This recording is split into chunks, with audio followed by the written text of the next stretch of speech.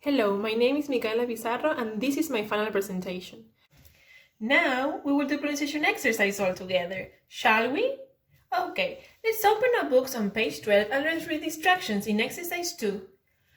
Let's see, who would like to reply? Really, is this a way to behave in class? Please, sit down and stay quiet. Ready? Now I'm going to read the words out loud.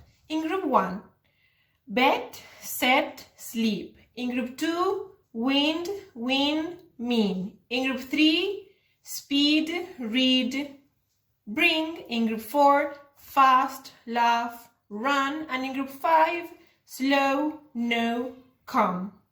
Okay, did you find the exercise difficult? Now let's check the activity. In group 1, which word is the odd one? Yes, very good, sleep. What about group 2? Wind. No, that's not correct. Look, can you tell me the answer? Yes, very good, mean. Who knows the odd word number 3? Yes, that's right, bring. Let's check group 4. The odd word is run. Yes, very good. Now we're going to quickly check group 5, the last one. The odd word is come. Very good. Remember, on Thursday, we're going to revise all the homework. Bye-bye. So, intonation has two definitions. The narrow intonational definition that says that intonation is restricted to only pitch movement. That is to say that it depends to the falls and the rises of the voice in speech. And it has the broad definition that says that in order to analyze meaning of intonation, these semantic definitions includes several subsystems such as pitch range, pitch movement, loudness, rhythmicality, and tempo. So, where do we use this definition in the subject? Well, we saw the broad definition because it includes some aspects of the paralanguage such as tempo, rhythmicality, loudness, and because in Unit 1, 2, and 3 that were key, segmentation, and prominence, these are some aspects of the broad definition. They have focused towards the broad definition. And Unit 4 and 5 that were tones, this is part of the narrow definition, but the narrow definition is part of the broad definition. So in order to encompass everything that we have seen in the year, we use this broad definition that includes the 5 units. So the teacher, in order to give her pronunciation exercise, she uses direct orientation. There are 4 elements that are included in direct orientation. Prominence, key, tone, and segmentation. Prominence is the first one. The teacher made prominent some words that she considers new, that she wants to use to make contrast, or she made prominent some words in order to be emphatic. For example, most of the words are new in the paratone, so she made them prominent. But there are some words that are repeated several times, like very good, right, that's right, yes, that she made them prominent because she wants to be emphatic. Then, tones. There are 3 tones in direct orientation. The rising tones, the falling rising tones, and the rising falling tones. The first 2 tones, the rising and the falling rising tones, denote an evaluation of the shared information of the hearer, between the hearer and the speaker. Then this tone with the rising falling tone denotes that the speaker and the hearer are socially distant. And then these 3 tones denote that the role relationship between the hearer and the speaker, that they can be not dominant or non-dominant. Then we have key. Key is pitch high variation. We can find 3 keys in direct orientation: the high key that indicates contrast, low key that indicates equative, and mid key that indicates we use it for adding information. For example, in the first paratone, the teacher used high key when she wants to make a contrast between her explanation and there were some children misbehaving, so she uses for call the students' attention. Then the teacher uses low key in the second paratone when she's mentioning the last group, and she has already mentioned group number 5. So both IPs means the same, so it's equative. And then mid key, that is the only choice that is unmarked, is everything the teacher says that is not marked with high key or low key. Then we have Then we have segmentation. The teacher needs to segmentate everything she says into phonological paragraphs in order to be clear and the children are able to follow her instructions, her explanation. So he does it by using high key at the beginning of the phonological paragraph and ending with low termination and a pause in order to mark that another paratone, another phonological paragraph is going to start. This is a system that helps us analyze what people say, how they say it, and how they move when they are saying something.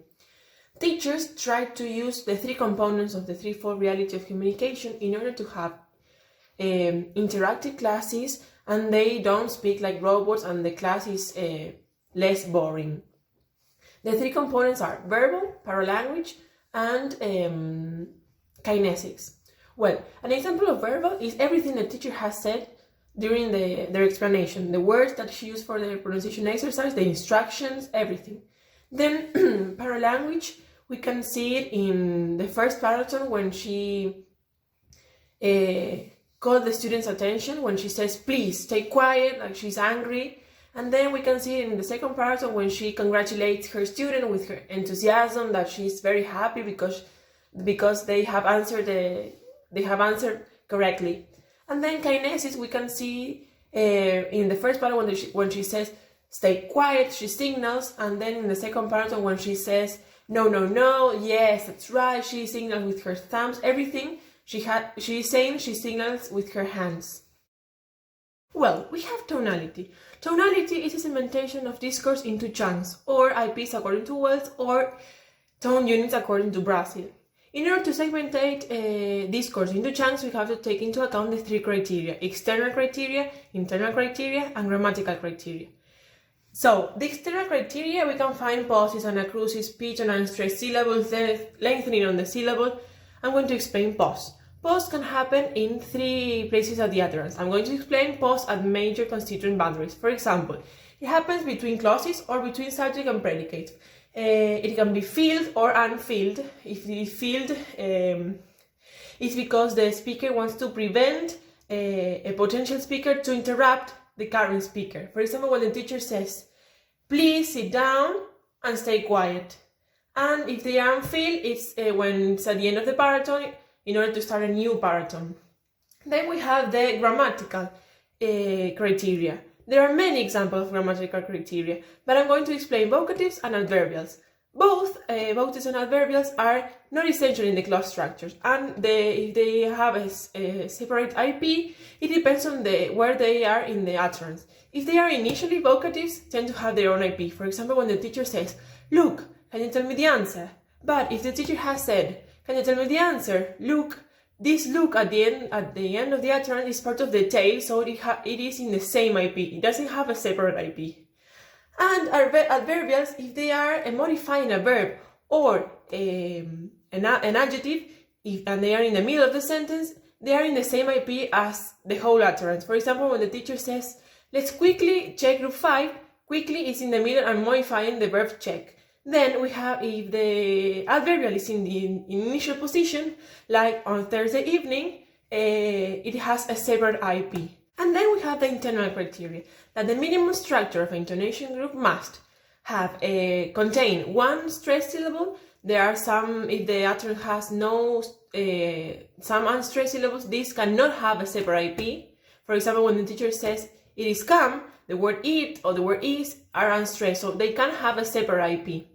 And then there must be pitch movement to or from at least one accented syllable. For example, when the teacher says, now we will do pronunciation exercise all together. Now is in a different IP from the other utterance because they have different pitch movement. And then if the teacher says, now I'm going to read the words out loud, this now and the utterance, then the other utterance are in the same IP because both have the same pitch movement. Well, tonicity is a selection of one syllable for each intonation group in order to bear the principal accent. We have three parts in the utterance. We have the proclitic segment, that is before the tonic segment, then we have the tonic segment, and then we have the enclitic segment, that is what follows the tonic segment. The tonic segment is delimited by the first and the last prominent syllables. In the tonic segment, we can have two elements, or we can have only one element. If we have only one element, we have only one prominent syllable. If we have two elements, we have the onset, that is the first prominent syllable, and then we have the tonic syllable, that is the last prominent syllable. The difference between the two of them is that the onset has no pitch movement and the tonic syllable has pitch movement. In the utterance, the proclitic segment and the enclitic segment are optional. Sometimes it doesn't appear, so we only have the tonic segment. Then we have tone. Tone is pitch movement. According to Brazel, we have 5 different tones, and we are going to analyze them with 3 different criteria: the information value, the social value, and the row relationship value. The information value, it means that if the information is new, given, or in process. The social value, it can be proximity or distance, and the row relationship value, it can be dominant or non-dominant. So, I'm going to give you examples from the tones. Example of the proclaiming, that is new information, that shows new information, non-dominance and distance, is, for example, when the teacher says all together. Then we have the proclaiming plus, that shows new information, dominant and distance, for example, when the teacher says really. And then we have the referring, that is given information, non-dominance and proximity, when the teacher says the last one. Then we have referring plus, when it is given information, dominant and proximity, when the teacher says open your books. And then we have the level tone, that is information in process, that is non-dominance and is distance, when the teacher says let's see. Well, that's the end of my presentation. I hope I have been clear, and I hope that you have enjoyed it. Bye bye!